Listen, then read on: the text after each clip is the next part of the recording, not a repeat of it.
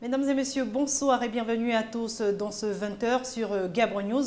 Tout de suite, les titres. L'honorable Vincent de Paul Ngondjou s'est retrouvé aux côtés des populations de sa circonscription politique de Libreville pour fêter le 17 août 2014 des moments de réjouissance marqués par un grand repas. Dans l'actualité également ce soir, cette œuvre sociale de Jean Boniface Asselé pour le bien-être des populations avec la création des routes secondaires dans certains quartiers de Libreville, une action salutaire qui fait déjà écho. La route est un facteur de développement, a-t-on coutume de dire. Jean Boniface Asselé l'a compris.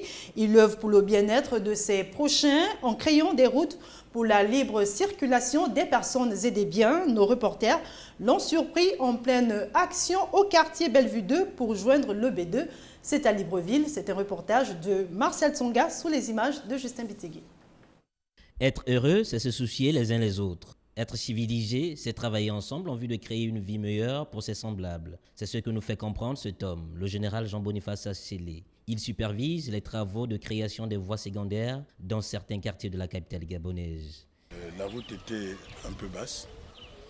Après, à cause du marécage, nous avons relevé le niveau et nous allons certainement garder certains ouvrages d'art, mais nous allons faire les autres.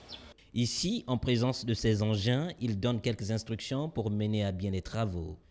Tu prends ton bulle, hein? Tu viens ici. Ouais. On va essayer de pousser ça encore un peu. Tu pousses d'abord ici, on va charger. Ouais. Tu retournes, tu pousses ici, on charge. C'est-à-dire c'est là où nous allons faire l'ouvrage. D'abord l'autre. Lui là, on va le laisser, il va fonctionner pour l'eau pendant que nous faisons celui-là. Mais que l'eau ne nous embête pas. Donc il faut canaliser, compacter correctement.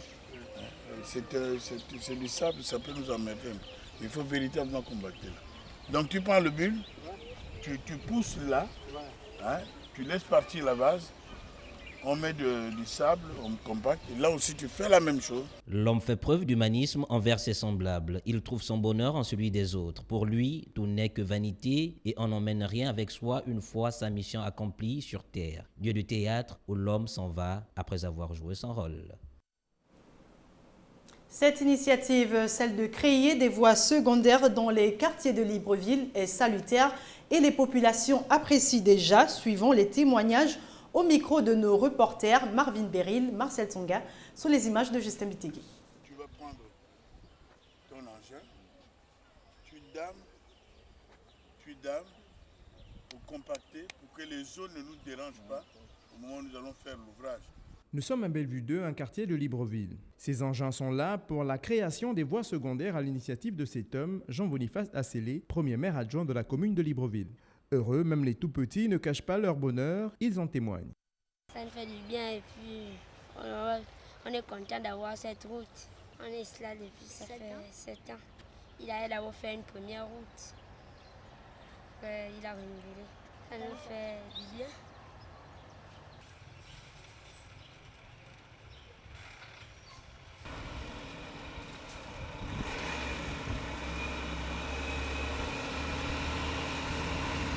La route est un facteur de développement. Ce qui se fait ici par le général Jean Boniface Asselé devrait faire école et servir d'exemple. Les populations ne demandent pas la lune, juste de circuler avec leurs biens.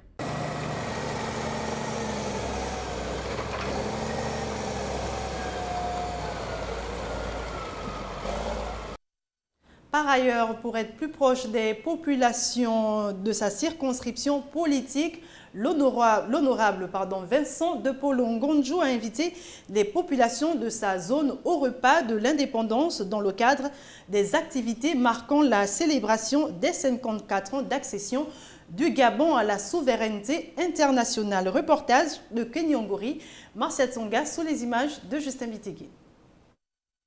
À l'occasion de la célébration du 54e anniversaire de l'indépendance du Gabon, le député du premier siège du 3e arrondissement a invité les populations de sa circonscription politique à un repas pour célébrer ensemble cet événement.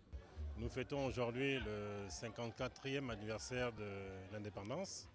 Donc à cet effet, j'ai convié les notables, des jeunes et des femmes pour que nous puissions nous réjouir pour cette manifestation.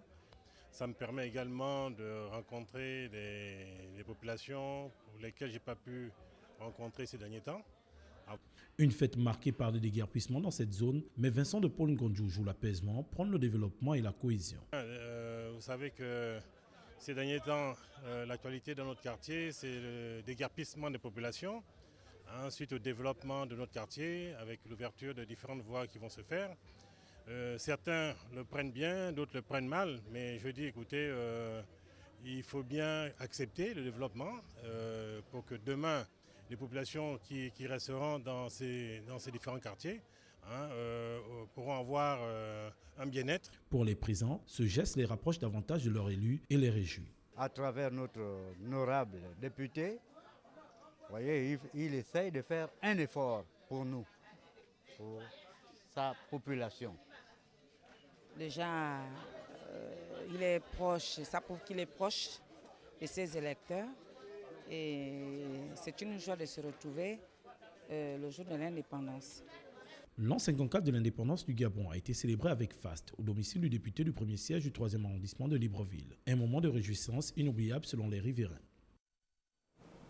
Et c'est dans ce même cadre que l'honorable Vincent de Paul Ngonjou est revenu sur l'actualité qui mine sa zone politique, notamment les déguerpissements des populations de Montagne Sainte et autres quartiers de cet arrondissement. Une occasion pour lui de réaffirmer son engagement dans l'accompagnement des populations. Retrouvons Kenny Ongori.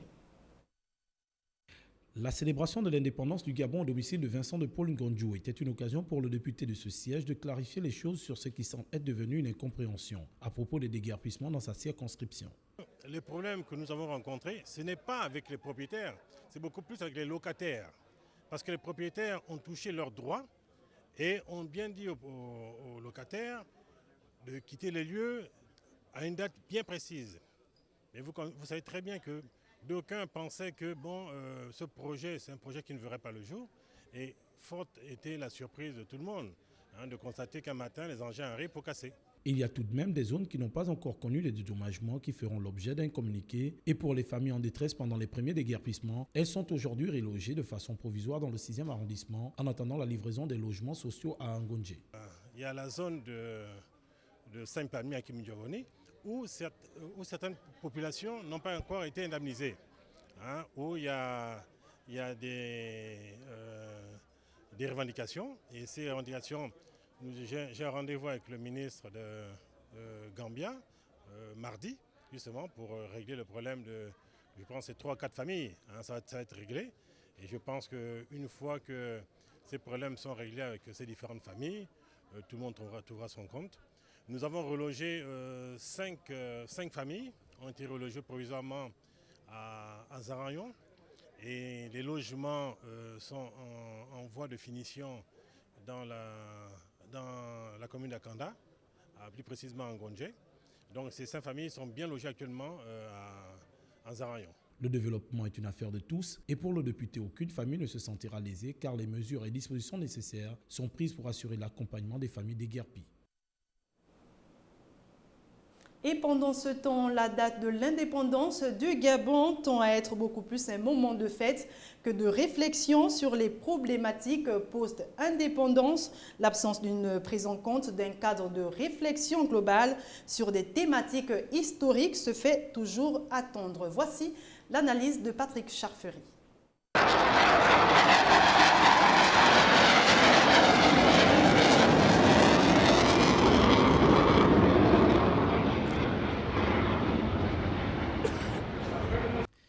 Le 17 août marque l'accession du Gabon à la souveraineté internationale, une date historique pour le pays qui chaque année organise une parade militaire au bord de mer et des prestations artistiques à travers les carrefours de la ville. Quand on parle de culture, ce sont les danses traditionnelles qui sont mises en valeur et les spectacles de danse et rap que l'on voit. S'il est vrai que l'indépendance est un moment de réjouissance, il est aussi à souligner que c'est un moment propice pour se remémorer l'histoire d'un pays à travers l'organisation des conférences dans lesquelles seraient impliqués les universitaires pour débattre des questions axées sur le Gabon post-indépendance. Des débats radio-télévisés qui mettraient sur le plateau des témoins de l'histoire, En effet, des thèmes pourraient être donnés aux hommes de théâtre, aux poètes et aux écrivains, et même aux artistes pour que chaque année, les populations puissent avoir dans la capitale et aussi en province une organisation mieux structurée et faire la fête tout en gardant en mémoire l'essentiel. Les nouvelles générations qui célèbrent l'indépendance aujourd'hui ont le droit de savoir d'où vient le Gabon, quelle était la situation précoloniale, comment évolue le Gabon, quelle direction prend-il. Pour cette année, les organisateurs ont fait ce qu'ils ont pu, mais pour l'année prochaine, il faut espérer qu'un aspect sera mis surtout sur la culture en tant qu'élément englobant les arts, les lettres et les sciences, les modes de vie, les droits fondamentaux de l'être humain, les systèmes de valeurs, les traditions et les croyances. La finale de la Coupe de l'Indépendance qui opposait l'équipe de Mwanda à celle de Mouila s'est tenue au stade Monédan de Siban. Ce sont les représentants de la province du Haut-Ogooué qui l'ont emporté sur la marque de 2-0. Suivez ce reportage de Marvin Berry.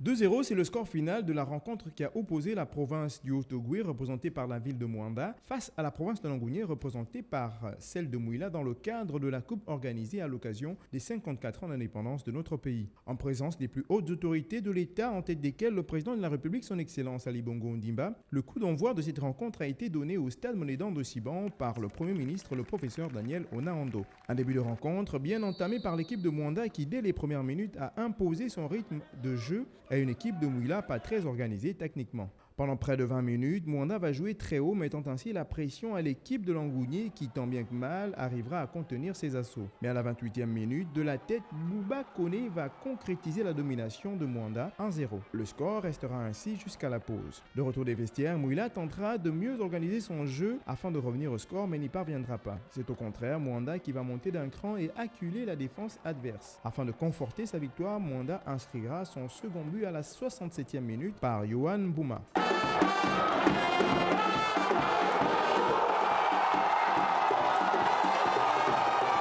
2-0, un score qui ne changera pas jusqu'au coup de sifflet final. Lorsque nous avons commencé dans la province, en gagnant, c'était pas ici là où on devait perdre. Vu qu'on n'a jamais encaissé en première mi-temps, voilà comment on a réagi en marquant en première mi-temps. La boucle de cet événement sera la remise des trophées et des prix par le président de la République et les autres autorités présentes, à savoir 2 500 000 francs CFA pour l'équipe de Mouila et 5 millions de francs CFA pour celle de Mwanda, l'équipe gagnante.